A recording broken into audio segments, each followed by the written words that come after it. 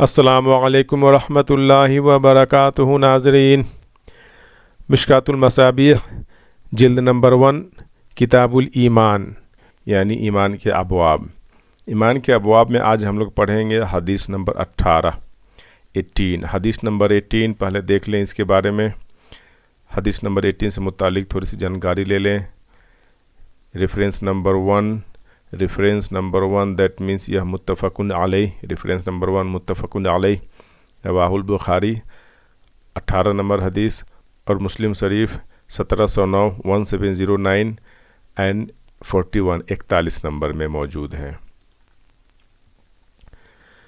حدیث نمبر 18، بسم اللہ الرحمن الرحیم۔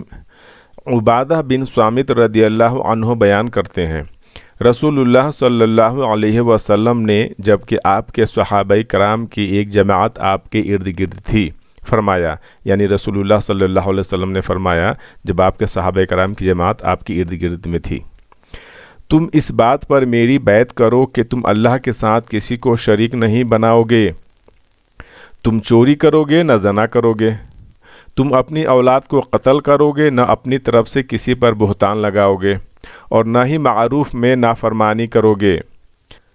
پس تم میں سے جو شخص یہ عہد وفا کرے گا تو اس کا اجر اللہ کے ذمہ ہے، اور جس نے ان میں سے کسی چیز کا ارتکاب کیا اور اسے دنیا میں اس کی سزا مل گئی تو اس کے لیے کفارہ ہے، اور جس نے ان میں سے کسی چیز کا ارتکاب کیا پھر اللہ نے اس کی پردہ پوشی فرمائی تو اس کا معاملہ اللہ کے سپرد ہے، اگر وہ چاہے تو اس سے درگزر فرمائے اور اگر چاہے تو اسے سزا دے۔